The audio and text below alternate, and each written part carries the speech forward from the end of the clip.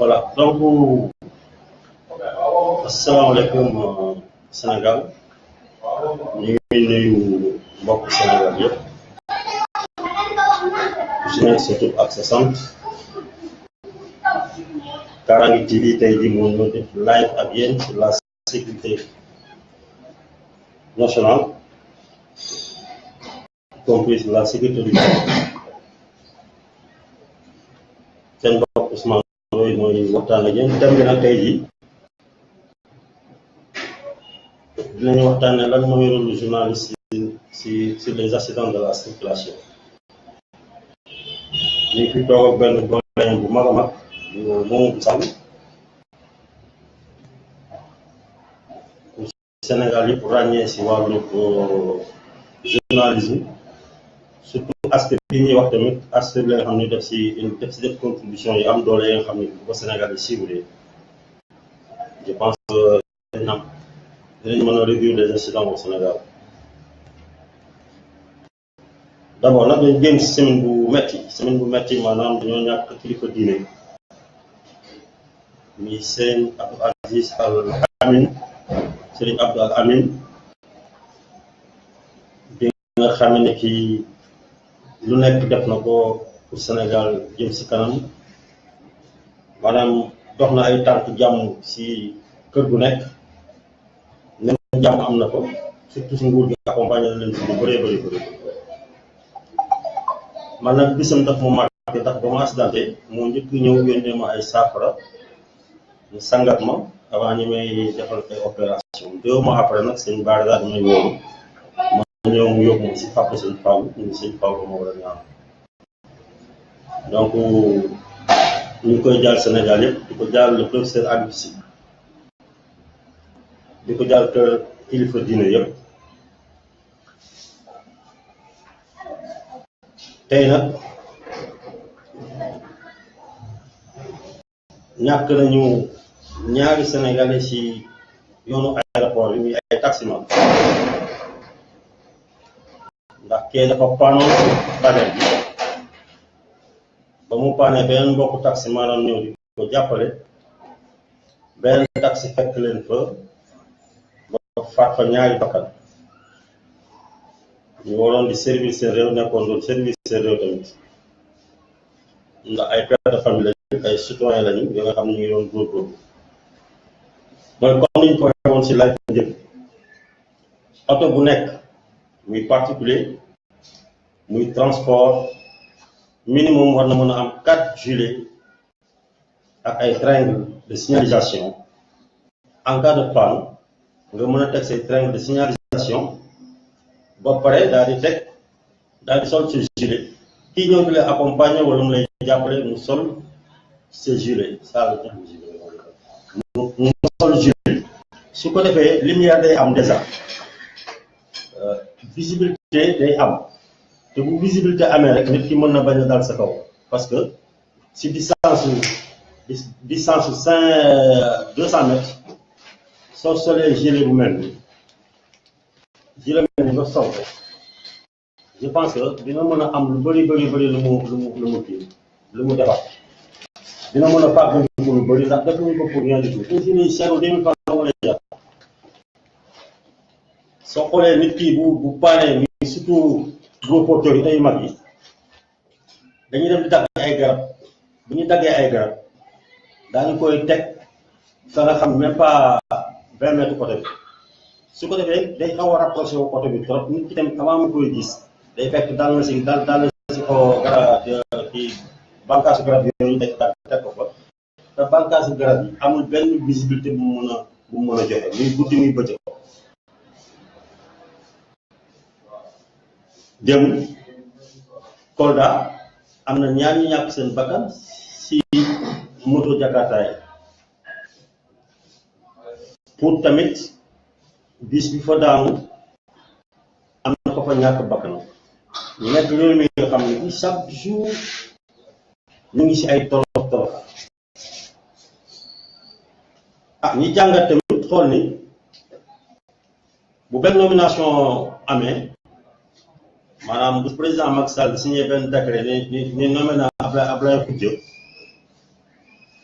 dañ koy mettre à la une journaux yëpp ñoo koy mettre à la une te bu ñu la mettre à la une benn page entier la ñuy bind si yow si kuy doog a jël fonction te booy xool question yi ñu koy laaj doo gis kenn si nga xam ne bii moom dina la bés sàngam bërëb sàngam wala année sàngam fii laa jëm fii laa jëm te fii laa mën a yóbbu li ñu ma dégg Sénégalais yi mën si jëriñ loolu nomination la waaye bu ñàkkee bakkanam je pense que dañ koy wax ne junj ko ni tuuti rek mais kenn ko titré à la une mu nekk la nga xam ne bi dañ ci war a débattre ndax gis nañ ci politiciens yi génn àdduna yàlla leen yàlla yërëm képp ku génn àdduna yàlla na ko yàlla yërëm parce que kenn war ko wax si ginnaaw nit ku dee yàlla leen yàlla yërëm mais dañ koy jël def si débat dans une 2 semaines ou 3 semaines waaw kii dee nag comme moom c'est un Sénégalais peut-être ordinaire wala c'est un Sénégalais xëy na bi nga xam ne ci amul njariñ kii man wax donc yi mel noonu dafa nekk la nga xam dafa doy waar quoi donc lii des fois bis dañ si war di débattre parce que ay citoyens sénégalais lañu ay citoyens sénégalais dañ si war a débattre bu baax a baax ndaxte mënuñu nag nekk 14 millions d'habitants depuis les 70 ba léegi taux bi yokkul day wàññeeku at bu nekk recensé plus de 30 000 accidents chaque 3 mois mun la lu joolaay fii donc accident yi bi am tamit ñu koy jaale Sénégalais yëpp njabootu Macky Sall nag ñoom ñoo génn àdduna ndax mooy le père de la nation donc loolu tey jii li ñu war a waxtaan yéen maa ngi koy jaar tamit directeur adjoint ak ministère du transport yëpp ndaxte candidat bi pare que jarbaatam la man ce matin moom ma njëkk jox information yi donc loolu mu nekk tiis bu xaw a doy waar li nga xam ne war nañ ko mën a waxtaane et xool yan solution la ñu mën a apporter si loolu wax ko donc tey jii loolu mooy waxtaan yi accident yi bëri na trop mu ngi nii tey ci boori aéroport la ca am nag mooy ñaari taximan kon ñoo ñàkk seen bakkan na mu demee nag kenn ka daal moo paan ca taxi ba ka ca des ñëw di ko dimbali gannaaw bi nag la beneen chauffeuru taxi jógee ci àll ba ñëw dal seen kaw ba ñu mujj ñàkk seen bakkan ñoom ñaar ñooñee pensé yow Céline Gouroup jërëjëf Thiat beeg télévision Futurs Médias di jërëjëf ci ponk yi muy nag ñaari chauffeuru taximan yu ñàkk seen bakkan démb ci accident ci boori aéroport Léopold Sédar Senghor la ñaar yooyu nag kenn ki oto moo paanu ka ci desoon na ñëw di ko dimbali gannaaw bi nag la beneen chauffeur bi àll ba ñëw dal seen kaw ba ñu mujjee ñàkk seen bakkan ñoom ñaar ñooñee seen i néew nag yóbbu nañu leen ci hôpital général bu Grand Yoff dinañ ci dellusiwaat beneen accident bu métti itam xew ci yombut benn doomu aadama ñàkk ca bakkanam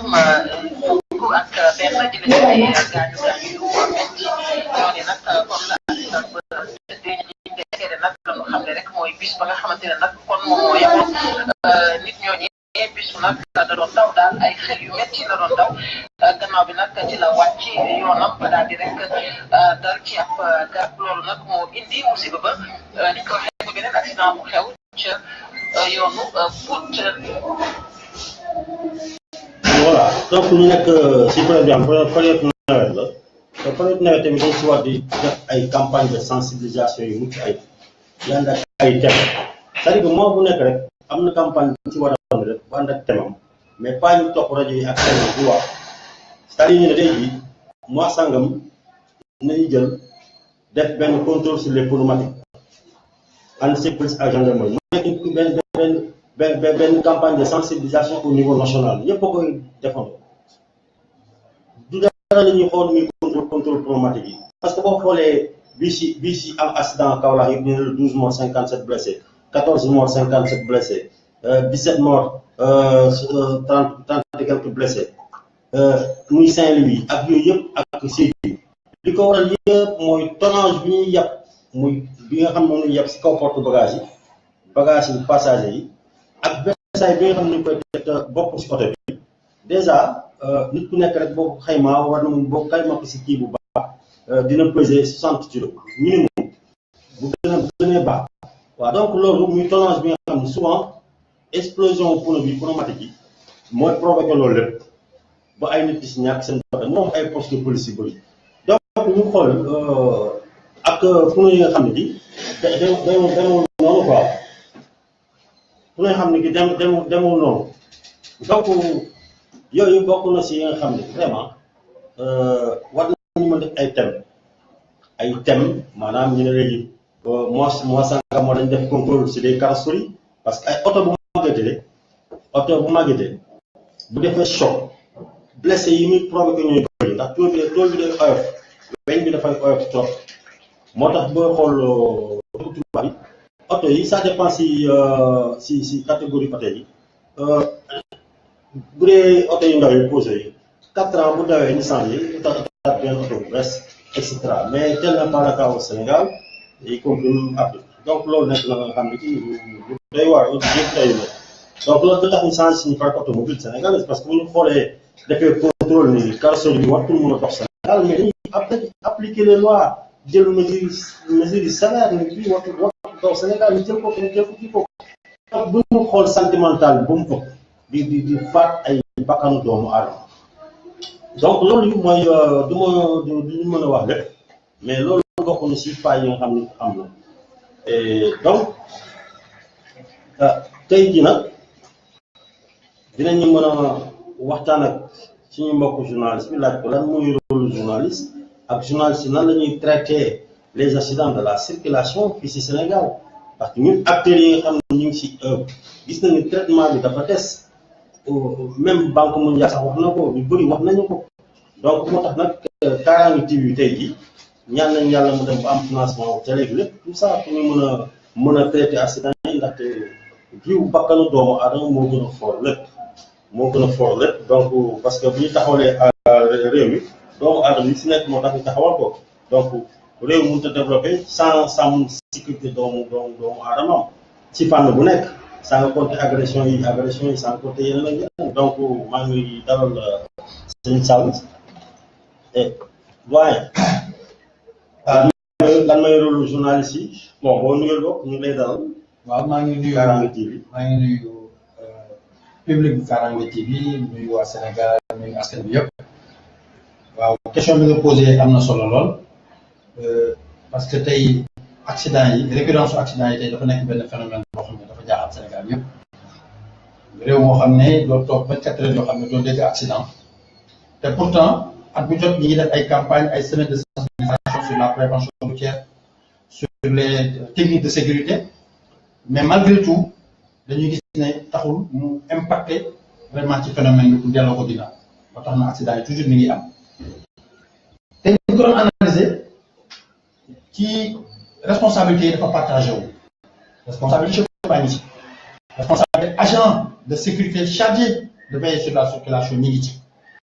responsabilité des fois passagers yi ñu ngi ci nga am na ñoo xam ne dañuy accepté ñoom di yëg ci car sax ñu leen di surcharge te loolu jaaduwul li nga xam ne nag mooy rôle journaliste ci wàllu prévention rôle journaliste de façon générale mooy maanaam ngay tas xibaar mooy lan mooy jëli xibaar bi traité xibaar bi saytu xibaar bi vérifier xibaar bi soo ko jox askan bi mais bu fekkente ni ci phénomène accident la li nga xamante ni mooy rôle journaliste bi mooy mu sensibiliser mooy dem seeti ñi nga xam ne ñooy acteurs circulation bi ñu ngi commencé ci ministère des transports wàcc ci direction des transports wàcc peut-être ci ay société civile organisation yoo xam ne dañ ciy dañuy yëngu ci wàllu transport ñëw ci organisation yu mel ne ANPAV ñëw ci ay association yoo xam ne tey dañuy sensibiliser sur la par exemple naka la ñuy jéggee taleeg yu mel noonu donc mais sensibilisation bi actuellement dafa doyatu parce que dama wax sànq ne accident yi léegi phénomène la phénomène bu taxawee rek day doon feebar dañ koy fekk tubaab nee na il faut toujours soigner le mal à la racine problème bi déjà premier obstacle bi journaliste bi am mooy que tey amul journaliste bu spécialisé en matière de prévention ni mu amee journaliste bu spécialisé ci santé tey boo ko laajee ci sida mu wax la taux de prévalence bi Dakar taux de prévalence bi Kolda Kaolack amul ci amul ci wàllu maanaam sécurité ak lépp lu jëm ci mbirum accident ba tax na man déjà damay xalaat ba xam naa benn idée boo xam ne mi ngi ko sama xel tey ñi nga xam ne tey ñooy autorités yi nga xam ne accident circulation bi tey maanaam inquiété na leen pourquoi war ñoo mën a organiser ay sessions de formation à l'intention des journalistes jël rédaction bu ne jël fa benn élément yóbbu leen fenn former leen pendant 1 mois pendant 2 mois indi corps sapeurs-pompiers yi gouvernance yónnee représentant préfecture yónnee représentant gendarmerie yónnee représentant police yónnee représentant auto école yi yónnee représentant su ko defee waxtaan ak journalistes yi ñoom tam ñu jël seen temps poser ay questions ci lépp loo xam ne comprendre ñu ko su ko defee jël ci ay notes yoo xam ne bu ëllëgee bu accident amee avant accident c'est déjà dañuy sensibiliser bu accident amee ñu informer après accident aussi tam ñu informer donc loolu yaakaar naa ne tey loolu mooy rôle du journaliste te comme li ma wax sànq rek dafa am lu ci sooxe li ci sooxe mooy il faut que mu am accompagnement bi mooy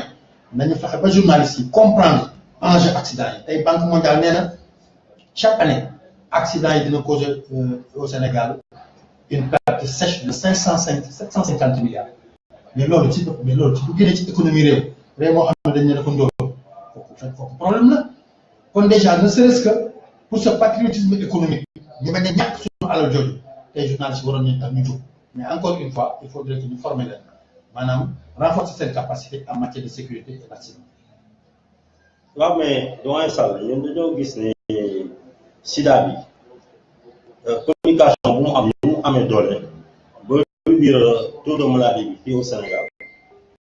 ñu gis paludisme tamit la même chose te li ñu gis tey jii accident mu ëpp lu muy faat sida du ko faat lu muy faat paludisme du ko faat donc loolu man je pense que ni ñu journaliste yi amee jàngat waaw docteur ñu ngi en live ak je suis un peu pris là, je dois me prendre tout de suite en live. waaw vas-y ñu ngi lay jël je suis avec le journaliste doyen Sall. Je suis inscrit des urgences présentement, je dois me prendre en live tout de suite. waaw vas-y jël nañ la bon tey accident bi am tey noo ko jàngatee. accident bi am aéroport tey noo ko jàngatee. Non, attends, rappelle-moi. D'accord. Parce qu'en fait, je n'ai pas encore toute la fiche d'accident. Donc, je parle PV. Mais lan mooy solution yi actuellement si accident yi au niveau du direction des transports.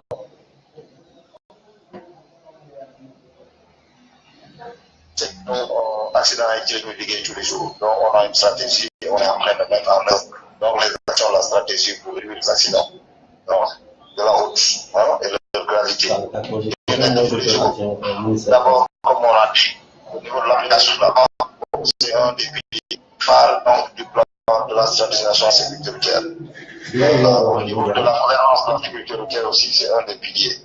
Nous aussi qui pour avoir des véhicules plus sûrs. Donc, qu'on a retenu le renouvellement parfait. Et donc, des routes également, donc on est en train de mettre des routes, en tout cas des infrastructures de dernière génération. On intègre la sécurité routière, donc les éléments de sécurité routière. On est en train de le faire. Maintenant, surtout, le comportement usager, plus d'attention à la sécurité routière, plus de sensibilisation à la sécurité routière, de formation à la sécurité routière, plus d'information. Parce qu'aujourd'hui, je pense que il doit changer de comportement. Parce que le comportement, moi, il y a des accidents, il varie plus de 90% des accidents, c'est le facteur humain. Il faut que ça change, Bon, vous êtes avec le journaliste Mamoudou Sall. Voilà, bonsoir directeur. Oui, bonsoir. En fait, tout à l'heure, j'ai intervenu donc, pour parler un peu par rapport à la communication qu'on doit faire autour du phénomène des accidents. Aujourd'hui, est-ce que vous ne pensez pas qu'il y a urgence aujourd'hui à, en tout cas, mettre sur pied un réseau de journalistes, avec en renforçant leurs capacités et en leur inculquant des techniques de sécurité pour qu'ils puissent à leur tour, dès qu'un accident se produit, pour qu'ils puissent informer juste et vrai. Oui, ça c'est important parce qu'en fait, la sécurité, c'est l'affaire de tous, c'est la sécurité routière. Surtout les journalistes doivent passer le message. Ça, c'est important. Il faut qu'ils soient bien formés, bien sensibilisés sur les risques routiers pour pouvoir faire passer la sensibilisation. Ça, c'est une bonne idée. Mais il faut dire que donc, la sécurité, c'est une approche systémique, c'est pas que la sensibilisation. Il faut avoir une approche systémique parce que c'est le véhicule, c'est la route et son environnement, c'est l'application de la loi, c'est la gouvernance. Bien vrai que donc, la sécurité, la sensibilisation, l'information constituent des piliers phares. Donc, votre idée est une très bonne idée. Donc, je pense qu'il faut renforcer la capacité des gens qui sont autour de la sécurité routière pour faire passer le message, pour que les gens puissent changer de comportement. Tant qu'il n'y a pas de changement de comportement, on aura des problèmes. Directeur, vous avez évoqué tantôt le projet des nouvelles infrastructures que vous allez mettre en place pour en tout cas essayer de réduire drastiquement les causes d'accidents. Mais il y a également le phénomène des visites techniques. Aujourd'hui, est-ce que vous êtes dans les dispositions de corser les mesures par rapport aux contrevenants? Je veux dire, des gens qui ont leur véhicule hors d'état, totalement hors d'état et qui ne doivent plus circuler. Est-ce que vous êtes aujourd'hui dans les dispositions de corser, en tout cas, les mesures pour vraiment les sanctionner? On est toujours dans les dispositions, c'est l'application de la loi. Un véhicule qui circule sans visite technique doit être immobilisé, mis à la fourrière. L'aspect, c'est en fait, les usagers ou les doivent avoir des véhicules pour qu'ils puissent circuler. L'autre élément, actuellement, on travaille sur le modèle. Vous avez vu le centre, on est en train de effectivement, qui est démocratique partout, sur l'ensemble du territoire. Donc, pour vous dire qu'un véhicule qui n'est pas en bon état de circuler ne doit pas circuler. Il y a le contrôle routier qui doit veiller à cela. Même si vous avez tous vos papiers, en tout cas, si un policier ou un gendarme vous prend en situation, si vous n'êtes pas en bon état technique de circuler, il doit vous renvoyer à la contre-visite. Parce que la visite technique, c'est en un instant T. Donc, entre-temps, vous pouvez avoir le véhicule qui ne respecte plus les normes. Oui, mais docteur Tandiaw, moom la ñuy adjoint moom du ministère du transport routier moom lañ doon waxtaanal ni si kaaraange bi donc dégg ngeen solution yu ñu si apporté ak engagement bu état bi bon mais docteur ñu ngi lay gërëm di la sant si kaaraange bi ah. Gërëm leen sant. ok ni ma voilà ni ma gars yëpp. Voilà, jaajëf. Merci. Voilà, donc Mamadou Sarr, le journaliste, nous allons waxtaanee supposons ni gars yi jëlee paludisme ak sida communication bi nga xam ne gars yi def nañ ko moom am doole boo di taux yooyu yëpp te tey ñu xool les incidents tuent plus que le sida, tuent plus que le paludisme, tuent plus que n'importe quelle maladie. Mun ñu yow dañu la ñaar deewuñu wala juróom deewuñu voilà donc jël tey jii lan ngeen si mën a jàngat sànq bon ne journaliste ni ñuy traité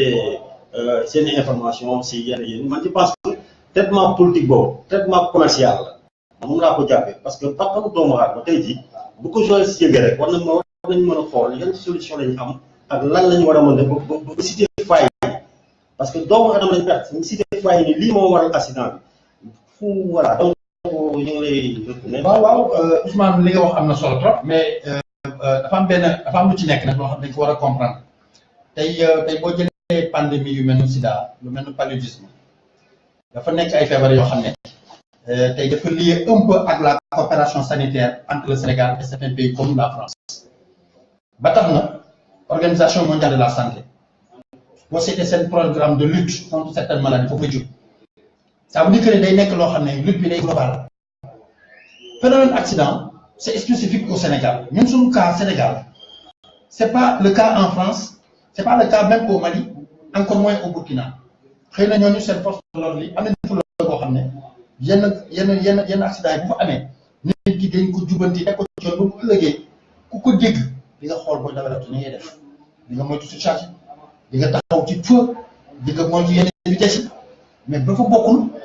boo gisee tey sida bi ak palu bi tey gën a am maanaam taxawaay c'est parce que France moo nekk derrière ay bailleurs de fonds c'est l'OMS tey OMS lan lay wax ci accident OMS waxul ci accident OMS ci feebar lay wax Organisation mondiale de la santé alors que le phénomène des accidents c'est un volet important de la santé parce que le vecteur d'accident la te quoi accident am feebar loolu mooy le problème gis nga problème mu accident yi fii au Sénégal li ma la wax rek mooy solution moom laa wax léegi directeur accédé na ko te dégg nañ li mu ci wax il faudrait que tey sensibilisation bi mu am beneen dimension mënul yem ci ay acteurs rek ak ay association at bu jot ñu ne dañuy jël benn semaine de la prévention wala week-end de la prévention mu yem ci def ay démonstration jàllale benn message jeex na les gens continuent amul impact ci chauffeurs yi amul impact ci oto yi amul impact ci tali yi li am impact ci tali yi mooy ñuy sensibiliser nañu créer benn ay thématique quoi, ça veut dire que sur des thématiques bien sûr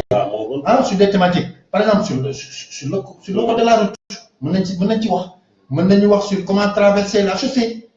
dem ci école yi di sensibiliser xale yi def ay démonstration naka la ñuy traverser tali expliquer leen code de la route les phases élémentaires lu mel ni par exemple passage clouté yu mel noonu boo ciy dox oto war a taxaw. mais est-ce que jotul tey ñu dugal ko ci enseignement école bi. ok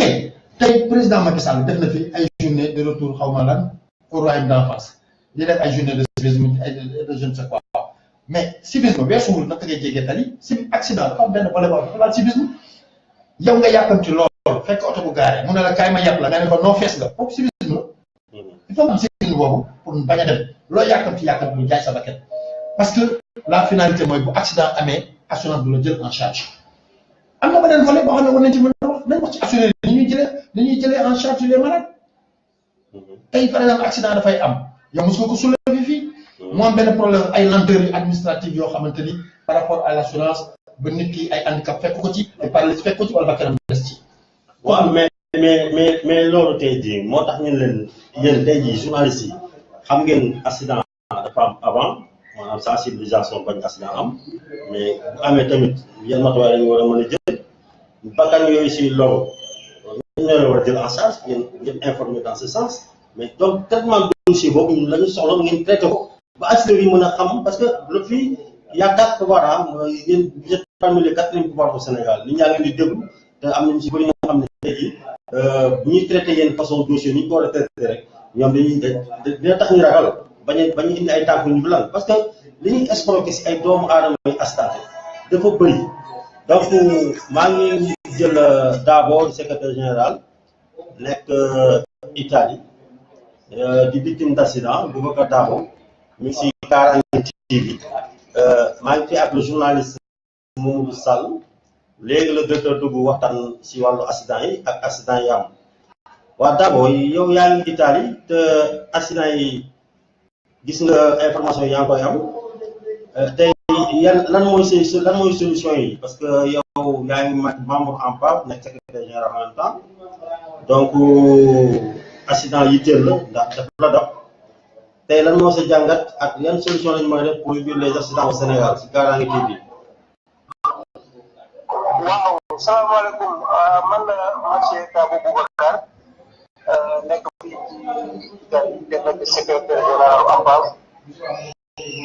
alors maa ngi am information yi am Sénégal Afrique partout dans le monde attention par rapport aux accidents de la circulation et aux accidents domestiques li ma mën a wax ci affaire accident yi mooy Sénégal bu ñu mën a sauver accident kenn mënul xëy benn journée accident di nga jël c'est mesure de sécurité ba mu nekk égal à 0 li tubaab di waxee la sécurité des hommes égale à 0 mais li ñu war a privilégier pour mooy dënd ko yàlla dimbali ñu pour accident yi wàññeeku mooy prévention dañu war di prévenir di waxtaan ak nit ñi parce que man li ma xam mu leer ma mooy nit mënut a yeewu suba ne maa ngi dem accidenté bi maa ngi dem rey sama bopp wala maa ngi dem invalide donc li ñu war a def mooy Sénégal fa tawarkal macha allah yàlla dimbal nañu am nañu presse boo xam ne presse bu xarañ la presse boo xam ne lu muy relier maanaam ci presse yi gën a xarañ ci àdduna bi man noonu laa ko jàppee parce que moi j'ai beaucoup voyagé gis naa presse sénégalaise. waaw mais Dabo dañoo gis journaliste yi Dabo dañoo gis journaliste ni ñu traité information politique yi mais acteur politique yi ñu newee dinañ def à la une bon ñu gis si ba mu amee ni ñu ko traité ba communication bi jaar yoon ba réduire taux de sida yi au Sénégal ak paludisme mais accident yi traitement moom dafa des. waaw dama man danga maa dagg dama doon wax nga dagg ma dama la ne presse bu xarañ lañu am presse sénégalaise lu ñu bëgg nit ñi yëg ko àdduna bi yëpp da ko yëg lu ñu bëgg a saafara dañ koy saafara parce que presse sénégalaise dafa c'est une presse très puissante dañu am ay journalistes yi xarañ ay journalistes yi baax ay journalistes yi am seen liggéey mais défaut bi mooy dañuy jël débat bi orienté ko ci côté boo xamante ni du côté bi nga xam ne moom la ñu gën a soxla bu fekkoon ni nit ñi fi ñuy teg lamb maanaam ci xeetu sport muy football bi muy basket bi muy bëre bi muy karaté muy leneen loolu mu ngi gis ñu koy organiser Sénégal bu fekkoon dañ doon jël ay sport di jël ay banderole di ko def ci stade yi di ko def ci stadium yi di ko def ci tatami yi nit ñi di ko gis di sensibiliser nit ñi di def ay tableau di def ay show di ko teg ci buntu hôpitaux yi di ko teg ci tali yi nit ñi di jàngal xale yi ñu ngi solee casque ban njëriñ la am ñu ñuy tàkk seen mais Sénégal rek ngay gis koo xamante ne bu tàkk seen di bu demee ba di ba alkaati bi muy doog a tàkk seen di kon kooku aarul boppam alkaati bi la ragal donc cela veut dire il faut que ñu yee nit ñi ñu xamal nit ñi ni équipement yi nekk ci oto yi équipement yi nekk ci chantier mais Sénégal da ngay dem ba nit ñi tabax kër tabax immeuble ci liggéey bi ñu sa sol de sécurité bi ñu sol gaa da ngay gis nit ku nekk 85e étage di liggéey te du am ceinture de sécurité donc loolu yëpp ay danger yoo xamante ne balaa nit ñi wax fekk am na daan dee ñu wax ñaari fan mu jóge ko wala nga boo dee da nga noppalu mais bu fekkee da nga involé yow Ousmane yaa ma gën a xam involé ci nit naka la diggante bi ngay accidenté bi ñu def yóbbu hôpital bu ñu lay faj loolu du problème mais soo paree post accident nga dellu sa kër kan moo lay toppatoo nan ngay dundee bu fekkee yaa doon liggéey yow da ngay invalide bu fekkee da ngay yor njaboot mais loolu yëpp ay catastrophe yoo xam ne ci kër la benn nit bu invalide ci kër gi yëpp day daal di invalide man daal su may accentué wu ci mbirum accident au Sénégal sensibilisation lay gën a wax monté nañ association bu mel ni AMPAF depuis presque fukki at a ngi nii ñoom ciy liggéey lu nekk ñu ngi koy daj amuñu dara ñu ngi def suñu doole suñu xam-xam man maa ngi voyagé maa ngi Italie maa ngi dem France maa ngi dem Allemagne maa ngi dem Hollande fu nekk maa ngi fay dugg maa ngi rëy sama bopp jafe sensibilisation di wut ay matériel du ko indi di ci jàppale nit ñi mais ñun loolu la ñu mën mais doo xaar nag ba nit ñi accident nga leen di dugg a jàppale suñu sañoon dañuy sensibiliser nit ñi pour ñu lu ñu dal mu bañ a dal suñu morom parce que quand même ñun chance bu ñu am mun a faj suñu bopp ñëpp ñoo ko am. allo Dabo problème réseau la bëggoon nañu wax sa dernier mot bon léegi Sall mooy li ñuy waxtaane rek lan mooy rôle journalisme ci des accidents de la circulation ñi nga xam ne ki tey jii mën nañ ñu nous sommes dans un pays mu si réew mi nga xam ne tey jii musuñu am attaque terrorisme musuñu am benn conflit ak suñu pays voisin ba si Côte d'Ivoire bi nga xam ne dafa yëngatu woon ak Mali bi am ay attaque terrorisme mais dañoo xool lii dee Sénégal moo ëpp si réew yooyu te ñun amuñu benn attaque terrorisme amuñu benn kii wala nous sommes en guerre à nous-mêmes par nos comportements wala par suñu manque d'éducation wala manque de formation. enfin xam nga mbirum terrorisme moom boo ko invité ci mbirum accident dafay xaw a doy waar. waaw dama lay bëgg a jox chiffre rek ni ñoom ñi dee foofu. waaw te amuñu attaque terrorisme te ñun amuñu attaque terrorisme. ay conflit mooy comme attaque entre Al-Assad Ouattara armée bi ñu yëngatu woon ak Gbagbo et tout ça li dee Côte d'Ivoire dafa bëri ndax manque de stabilité te ñu ne réewu Sénégal réew bu am stabilité mais ñu xool stabilité boobu nem réew yaa ngi ay attaque terrorisme li ngi am yeneen conflit te ñun amuñu conflit stabilité boobu ñuy wax mais ñun luy dee si ñun dañu mën ko éviter ci accident yi wala ci terrorisme si accident laa la wax luy dee boobu xam nga luy dee rek la ñuy xayma parce que dee moom dee naturel moom mbiru yàlla la mais dee moor yi ñu war a mën a éviter la ñuy wax nga xool réew yooyu dañuy ñun xam nga Sénégal dañu koy taxé c'est un pays bu nekk bu stable mais comment on peut dire un pays stable chaque jour nga dégg des morts. waaw c'est des sujets xam ne ça va pas du tout. waaw moom loolu dund naa ko sànq ci biir ma njëkkee lay gis nga responsabilité dafa partagé ki nga xamante ne yor na oto di ko dawal war nañu saytu fu mu jëlee permis ak mu def ba jàng dawal ki nga xamante ne oto dafa dem ba nga xamante ne war dafa nekk hors d'état de circulation ñu bàyyi ko muy daw parce que lan la day dem fële service des mines def tappalem def visite technique ñu ne ko tout est ok alors que organe oto yi baaxul kooku bu defee accident kooku il est responsable tey agent bi ñu teg ci circulation bi ne ko kii def excès de vitesse bu mu la romb bu ñëwee na nga ko def sanction boo xamante ni bu ëllëgee dootu ko def mu ñëw nga droité ko ne ko fii 80 nga war a daw saa nga songee tali mu jox la 1000 francs boo ci ko def ñoom ñëpp ils sont responsables gis nga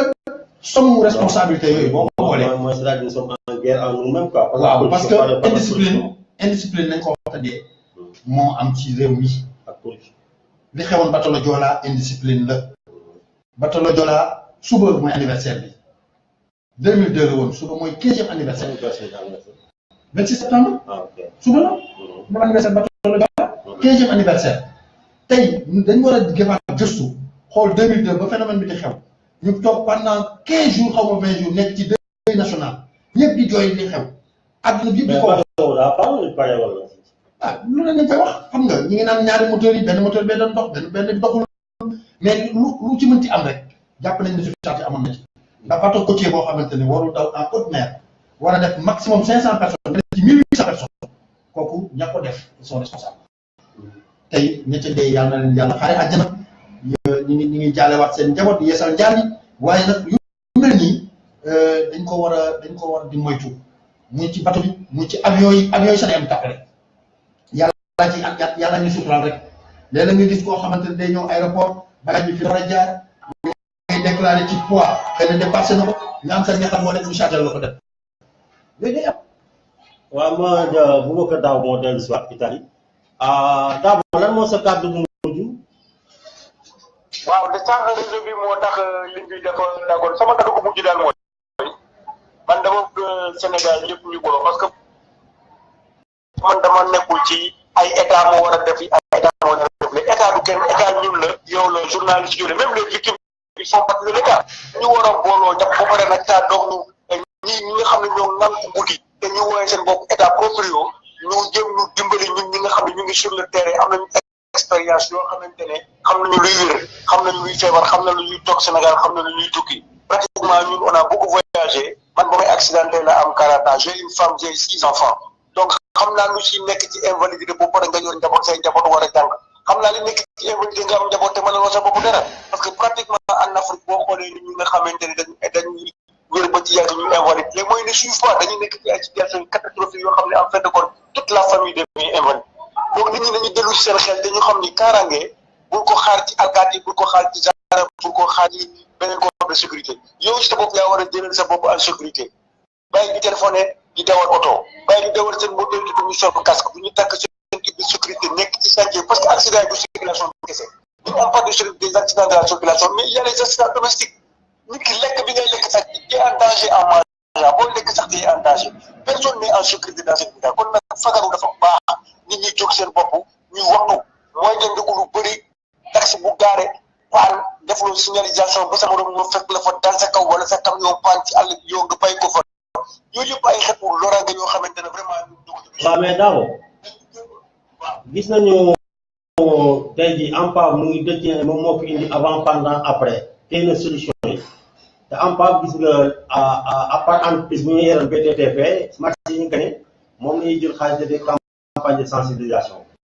ñu dégg ni président mu ngi jox ay 4 millions par mois ak ñii 20 millions par mois te structure bu la mel ni ANPA di œuvre nga xam ne ñoom œuvre wuñ loolu bu dee si ay banque de données wala ay base de données wala si public ANPA ba dem boo ko multiplier par 5 te ANPA amul si fonds politique yooyu donc président Macky Sall war a gëstu loolu tamit xam ne ñun nous sommes là pour utilité publique lañ quoi. waaw d'accord xam nga président Macky Sall c'est le président de tous les Sénégalais xam nga Macky Sall bu sañoon tey benn accident du am Sénégal parce que ku accidenté Sénégal rek moom ngay joxoñ ku dee Sénégal moom la ñuy joxoñ ku feebar moom la ñuy joxoñ moom bu sañoon tey ñun ñëpp ay njabootam la ñu kenn du dal kenn mais ñu nekk autour de Macky Sall nga xamante ne ñooy jël information yi di ko jox président pour président di mun a actionner levier bi nga xamante ne moom la yor pour mu dem ci doomu aadama yi ñooñu dañu war a adressé la parole parce que Macky Sall mu ñu xam ne amaam mu ngi fii mu ñu xam ne association bi mais ñi ko war a nekk ci wetam dañu war ko jàppale mu wóolu leen yaakaar leen parce que 14 millions de Sénégalais yëpp ñu nekk dans le gouvernement du Sénégal mais le président de la République il est le président de tous les Sénégalais. ñi nga xam mais kon tu dis que le président moo gis nga tey jii boo demee France bu benn tubaab demee en France te dee du dee naturel mais président France da koy yëkk yëpp ñëpp a koy yëkk Ali Bongo maa ngi gis Gabon accident bi amoon provoqué ay blessés le mort yi demul noonu mais ñu ngi woon hôpital mais je pense que comme président war a da nga ne jàng da nga jàngale jënd information yi kon képp ku dee rek dañ ko tàggee ni doomu Macky Sall moo dee si kaw tali bi wala doomu Marième Faye Sall dee si kaw tali bi wax dama koy ñeme quoi parce que xam nga actuellement voilà. loolu dëgg la fii muy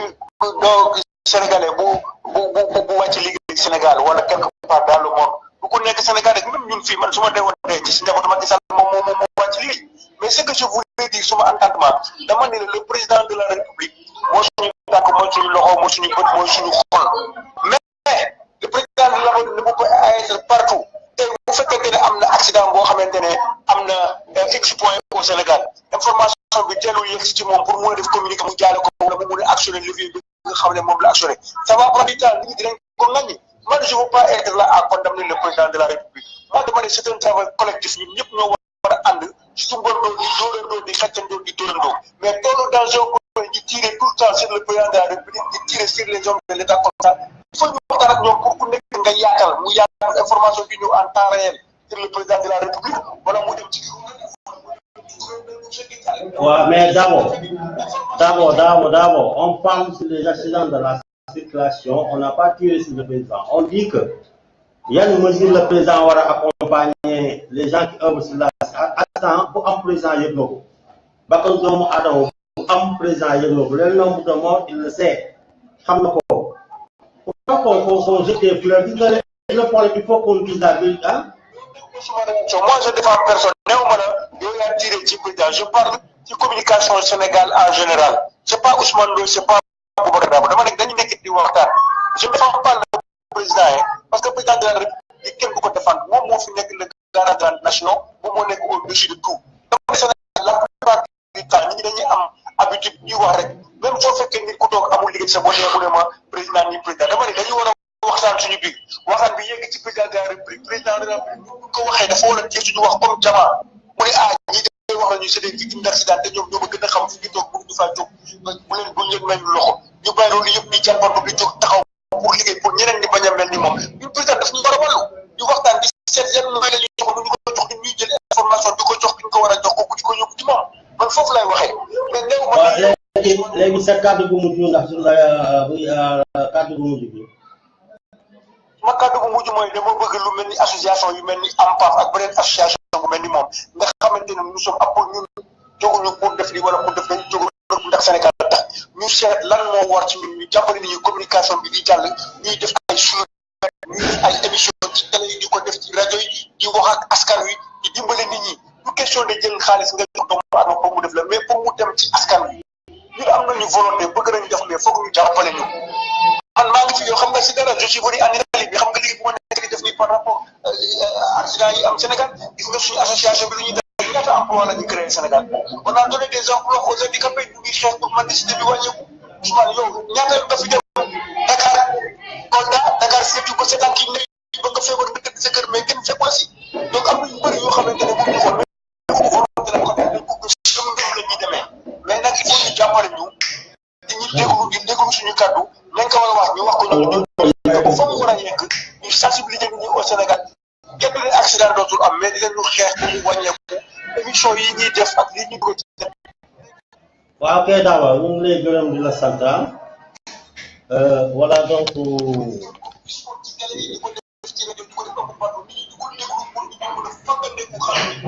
accident kenn ñaanal ko sa bopp mais nag am na ay matuwaay yoo xam ne soo ko jëlee xëy na mën nga cee mucc parce que loolu la di yow. voilà donc bu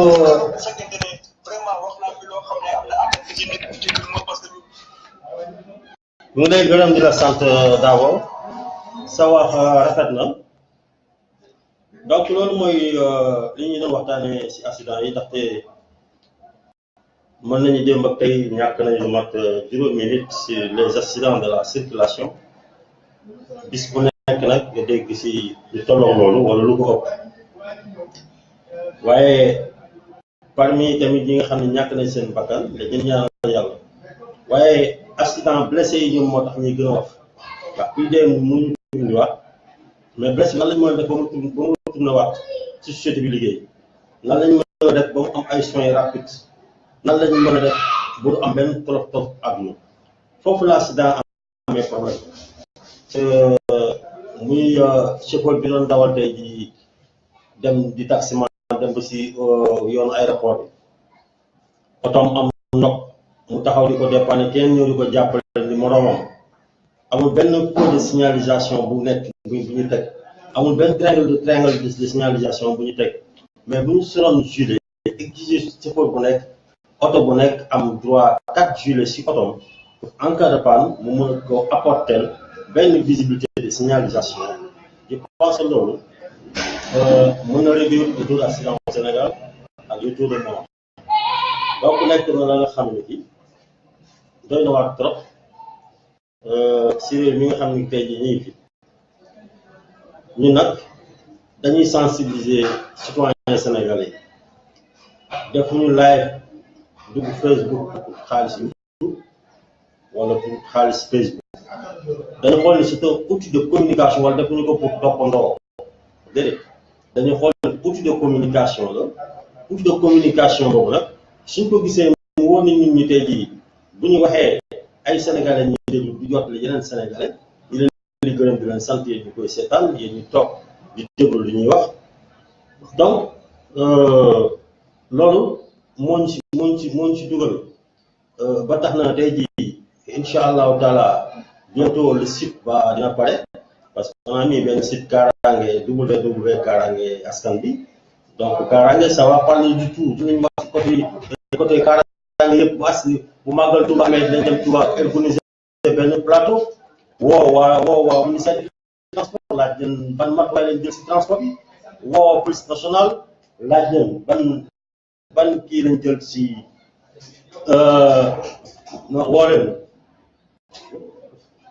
woo leen laaj leen ban matuwaay lañ jël muy police si Touba màggal Touba woo gendarmerie laaj leen woo service d'hygiène tamit laaj leen yan matuwaay lañu jël si wàllu lekk yi fii dugg ak yeneen bu gàmmu Tiwaawan amee la même chose donc woo waa ministère de la santé laaj leen yan ci plateau médical lañu prévoir si hôpital yi yan renforcement la ñuy def si hôpital yi donc Kaaraange TV ça parle de tout ça parle que uniquement pour la sécurité des vies des citoyens sénégalais donc loolu mooy la nga xam ne kii mooy objectif parce que man dama xam lu si accident dama xam si nit kuy dox ban importance la ak lan la mën a servir yow ak nit bu toogee si côté nag xëy na problème rapidité la ñuy wax mais rapidité cerveau moo gën a gaaw rapidité physique donc yooyu ñu jàngat ko xam ko et puis ñu ne léegi nañ ci waslu ak nañ ci def lu ñu xam lu ñu mën ba apporter suñu solution waaye apporter solution Sénégal moo nekk lu jafe Sénégal dañuy gis seen kanam lii moo mën a sàppale bi ñu bàyyi ko jéggaan dem si tubaab bi imposé na nga xam ne ci bokk la ak suñuy aada wala suñu doxalin donc loolu mooy problème Sénégal nous sommes tellement complexés comprendre nga manque de solidarité bi dafa am tamit ci comprendre manque de solidarité bi dafa am donc vraiment nañu xool bu ñu leen di jox yenn chiffres sax duñ ko bëgg ndax bëgguñu ngeen tiit waaye nag wax leen lu am dafa baax man am na ñi nga xam ne tey jii au niveau de l'État dañ ma jël comme un ennemi parce que dañ pourquoi je donne les chiffres réels pourquoi may wax lii mais fen baaxul waxal lu am comme ça ñu apporter des solutions pour mën a réduire loolu nga xam ne yaa ngi def ay jéego di ko réduire mais di def ay faux rapport wala di wax ay faux rapport yi nga xam ne yow en conscience bi ngay wax te waxu fenn di réer centaines de Sénégalais si ay bakkanu doomu aadama sécurité doomu aadama moom ñëpp a ko war a xeex ndax xeex bu combat wu ñëpp la combat pour tout le monde la du combat wu Ousmane Ndoye combat wu tout le monde la ñëpp a war a xeex loolu parce que ku si loolu am nga mbokk si loolu te nag bu ñu réew mi nga xam ne kii ay 30 000 blessés la ñu am par an 30 morts donc je pense que nekk na nga xam ne kii war nañ ko mën a xoolaat waxtaan ko daal donc ñu leen di gërëm di leen sant laaj tey loolu donc ñu leen di gërëm di leen sant bon jërëjëf